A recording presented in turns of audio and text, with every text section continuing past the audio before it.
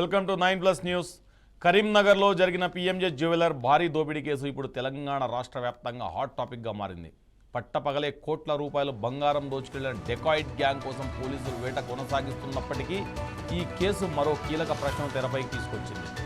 మే 3న Karimnagar జ్యోతినగర్లో PMJ jewellery షాప్లోకి కస్టమర్ల ముసుగులో ప్రవేశించిన దొంగలు 5 దుండగులు తుపాకులతో బెదిరించి కిలోకు పైగా బంగారం దోచుకెళ్లారు.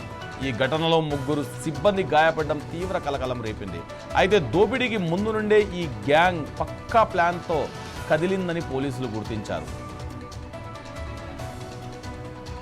దోపిడీకి 2 రోజుల ముందు నుండే నిందితులు జగిత్యాల జిల్లా ధర్మపురిలో ఓ ప్రైవేట్ లాడ్జీలో బస చేసినట్లు దర్యాప్తులో బయటపడింది.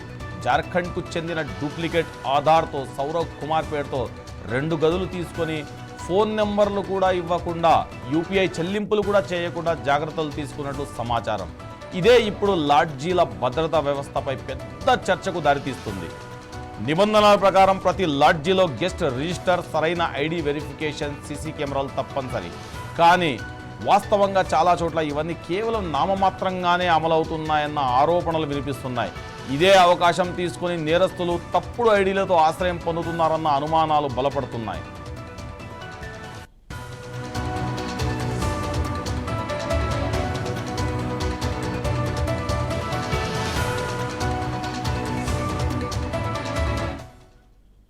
ఇక ధర్మపురి, కొండగొట్టు వంటి ఆధ్యాత్మిక ప్రాంతాల్లో అనుమతి లేని లాడ్జీలు పెరిగిపోతున్నాయన్న విమర్శలు కూడా వస్తున్నాయి. పోలీసులు రెగ్యులర్ తనిఖీలు లేకపోవడం, నిర్వాహకుల నిర్లక్ష్యం వల్లే నేరస్తులకు సేఫ్ షెల్టర్లు దొరుకుతాయన్న ప్రశ్నలు ఇప్పుడు ప్రజల్లో చర్చనీయాంశమయ్యాయి. మరోవైపు ఈ కేసులో నిందితుల కోసం ప్రత్యేక పోలీసు బృందాలు గాలింపులు కొనసాగిస్తున్నాయి. రేపో మాపో దొంగలు పోలీసులకు చిక్కుతారన్న నమ్మకం ఉన్నప్పటికీ ఈ ఘటన లాడ్జీల నిర్వహణ, భద్రతపై ప్రమాణాలు, పోలీస్ నిఘా వ్యవస్థపై తీవ్ర ప్రశ్నలు లేవనెత్తుతుంది.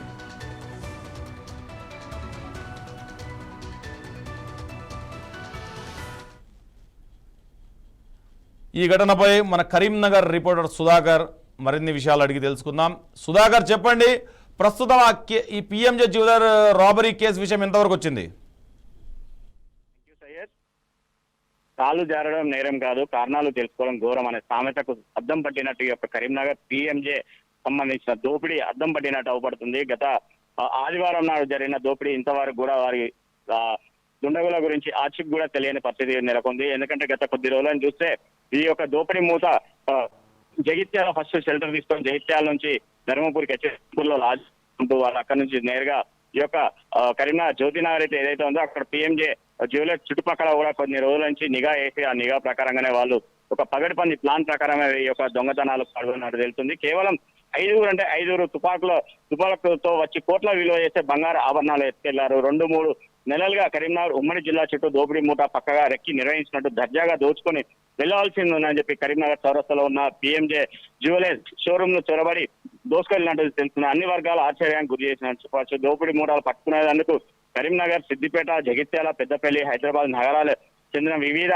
విభాగాలకు సంబంధించిన పోలీస్ రంగంలోకి దిగారు. వీరంతా కరీంనగర్ నుంచి ఇప్పటి వరకు మధ్యప్రదేశ్ వరకు కూడా మొత్తం జల్లెడబడుతున్నట్టు ఈ యొక్క మూట ఆచూకీ మాత్రం దొరకడం లేదు. మూట స్వస్థలం అయితే వారి యొక్క ఇళ్లకు కూడా ఇంతవరకు కూడా చేరుకోలేని పరిస్థితి ఉందని చెప్పేసి కూడా క్షుణ్ణంగా అర్థమవుతుంది. దీన్ని బట్టి చూస్తే ఈ యొక్క దాదాపు 5 బృందాలు దోపిడీ మూటలను పట్టుకునే విషయంలోని చేరుకుంటుంది. ఈ నెల 3వ తారీఖు మధ్యాహ్నం 11-12 గంటల ప్రాంతంలో షోరూమ్ లో జరిగిన ఈ యొక్క దోపిడీ మూట పరారైనట్టు తెలుస్తుంది. దానికి సంబంధించి ఎంట్రీ ఎగ్జిట్ విషయంలో కూడా తెలుసుకోవాల్సిన సమస్యలు కూడా చాలా వరకు ఉన్నాయి. ఎందుకంటే ఈ యొక్క ఎగ్జిట్ లో ఎవరైతే వస్తున్నారో, ఎవరు పోతున్నారు అని చెప్పి బయోమెట్రిక్ కూడా లేకుండా లోపలికి అందరినీ అనుమతించడమే ఈ యొక్క పెద్ద కారణం దీనికి అని చెప్పేసి తెలియడం జరుగుతుంది. ఇదే కాకుండా ఈ యొక్క స్పందన వేగవంతంగా ఉందని చెప్పుకోవచ్చు. ఆదివారం నాడు ఉదయం జరిగిన దోపిడీ సమాచారం అందిన 9 నిమిషాల్లో పోలీస్ అధికారులు జ్యువెలరీ షాప్ చేరుకోవడం జరిగింది. దర్యాప్తు ప్రారంభించారు. కరీంనగర్ కమిషనర్ గౌస్ అలం ప్రకటించడంతో పాటు ఇమీడియట్లీ అక్కడ నుంచి కూడా అందరూ కూడా పెద్ద ఎత్తున కూడా పోలీస్ బృందాలు కూడా ఈ యొక్క దొంగల గురించి మొత్తం ఇటు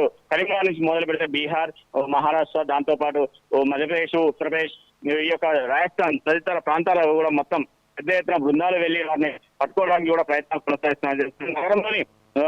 నగరంలోని పలు దుకాణాలకు సంబంధించిన సీసీ కెమెరాలు పరిశీలించిన తర్వాత శాతవాహన యూనివర్సిటీ మల్కాపూర్ మీదుగా వెళ్లారన్న విషయం కూడా తెలిసింది. దీంతో పాటు దోపిడీ మూటాలు ఏ రూట్ లో వెళ్లాయన్న అంచనా వచ్చే అవకాశం కూడా ఉందని, దీంతో పాటు రామగుండం, గంగాధారం, చొప్పదండి పోలీసులతో పాటు జగిత్యాల జిల్లా యంత్రాంగాన్ని హై అలర్ట్ చేస్తే అదే రోజు దోపిడీ మూట ఆచూకీ లభించేది అని చెప్పి కూడా కొంతమంది కూడా చెప్పడం జరుగుతుంది. ఇదే కాకుండా సీసీ కెమెరాల ఆధారంగా పోలీసులు అధికారులు తనిఖీలు చేస్తున్నట్టు కూడా తెలుస్తుంది. చింతలకుంట బావుపేట మీద దోపిడీ మూట ఉనికి బయటపడుతుందని చెప్పేసి రాజన్న సిరిసిల్ల జిల్లా వైపు వెళ్లారని చెప్పి అనుమానం కూడా ఉంది. అక్కడి నుంచి చూస్తే గత మొన్న 2 రోజుల క్రితం కూడా చూస్తే గోదావరి ధర్మపురి ఏదైతే గోదావరి ఒడ్డు ఉందో ఒడ్డు పక్కన ఒక బైక్ కూడా పడవేసి ఇటు వీళ్ళను దారి మళ్లిస్తున్నారా మరి ఏంటి అనేది కూడా తెలియని పరిస్థితి కూడా ఉంది. బైక్ దొంగలైతే ఏదైతే ఉపయోగించారో ఒక బైక్ సంబంధించిన బైక్ కార్ నంబర్ వేసుకొని వెళ్ళడమే కాకుండా అది ఎవరి పేరు మీద రిజిస్ట్రేషన్ ఉందని కూడా తెలియని పరిస్థితి కూడా ఇక్కడ నెలకొంటారు. దీంతో పాటు చూస్తే ఒక దోపిడీ మూట కదలికను దొరకడానికి ఇంకా ఎన్ని రోజుల సమయం పడుతుంది అనే గమ్యం చేరుకోవడానికి ఒక్కొక్క సీసీ కెమెరాలు చెక్ చేసుకుంటూ వెళ్లేసరికి మూట సరిహద్దులు దాటిపోయే అవకాశాలు కూడా ఉన్నాయని చెప్పేసి స్పష్టంగా అవపడుతుంది. ఇదే కాకుండా దోపిడీ కాల్పులు జరిపిన విషయం కూడా తెలిసింది. పోలీసులు ఉన్నతాధికారులు క్షణాల్లో తెలియవలసి ఉన్నటువంటి కాస్త ఆలస్యమైన సమాచారం చేరుకున్నట్టు ప్రచారం కూడా జరుగుతుంది. ఇది నిజమైతే మాత్రం సొంత విభాగంలోని అధికారులు సమన్వయం చేసుకొని పరిస్థితులు చక్కదిద్దుకునే అభిప్రాయాలు కూడా వ్యక్తం అవుతున్నాయని చెప్పేసి చెప్తున్నారు. సంచలనంగా మారిన ఈ యొక్క కేసు సాధారణంగా పరిణామంలోకి వస్తుందా లేదా అధికారులు చేయలేకపోతున్నారా అనే వాదనపై కూడా వినిపిస్తుంది. ఇప్పటికైనా కూడా పోలీస్ యంత్రాంగమే కానీ ఇక్కడ ఉన్న బంగారం షాప్స్ ఏవైతే నగల షాప్స్ ఉన్నాయో అందులో పెద్ద ఎత్తున కూడా బంగారం నిల్వ చేసి ఉంటుంది. ఎందుకంటే ఇప్పుడు బంగారం రేటు కూడా విపరీతమైన పెరిగిపోవడంతో పాటు ఇటు సైన్స్ శాఖలు కాకుండా ఇటు దోపిడీ మూటాలు కూడా మొత్తం ఎక్కడ పడితే అక్కడ విచ్చలవిడిగా ఈ యొక్క దోపిడీలకు కారణాలు అవుతున్నాయని చెప్పేసి కరీంనగర్ వాసులే కాకుండా రాష్ట్ర వ్యాప్తంగా కూడా ఈ యొక్క సంచలనంగా సృష్టించిన ఈ యొక్క కేసుకు పూర్తిగా ఏదైతే లాడ్జిలో దొంగలు మకాం వేశారో ఆ లాడ్జి పైన ఏమైనా చర్యలు తీసుకునే అవకాశం ఉందా, లేదంటే వాటిపైన ఏమైనా సీజ్ చేసే అవకాశం ఉందా? సయ్యద్ ఇప్పటి వరకు చూస్తే ఇటు జగిత్యాల కానీ ఇటు ధర్మపురి కానీ కొండగట్టు కానీ ఇక్కడికి వచ్చే భక్తులు ఎక్కువ శాతం వస్తుంటారు. భక్తుల రూపంలోనే వచ్చి వీరు అక్కడ బస చేసినట్టు కూడా తెలుస్తుంది. షెల్టర్ తీసుకోవడం జరిగింది.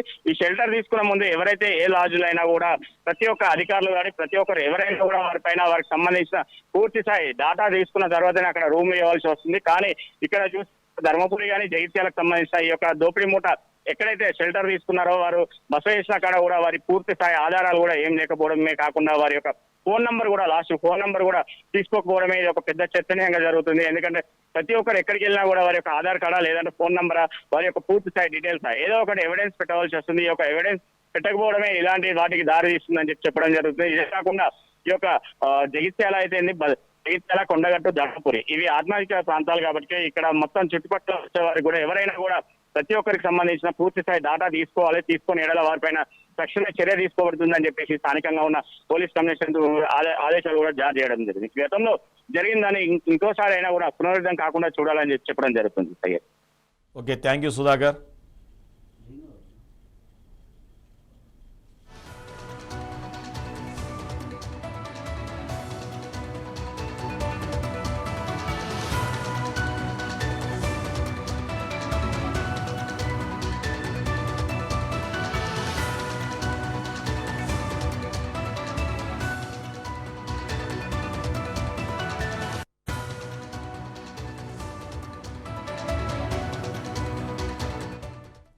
సో ఇలాంటి నిర్వాహకాలు మేము చాలా చూస్తుంటాం. సో దీనిపైన లాడ్జీలలో మరీ ముఖ్యంగా లాడ్జీలలో అయితే అసలు ఆధార్ కార్డు లేకుండా ఫోన్ నెంబర్ లేకుండా కాస్త ఎక్కువ మొత్తంలో డబ్బులు ఇచ్చేస్తే చాలామంది లాడ్జీ యాజమాన్యులు వాళ్ళకి షెల్టర్ అయితే ఇచ్చేస్తున్నారు.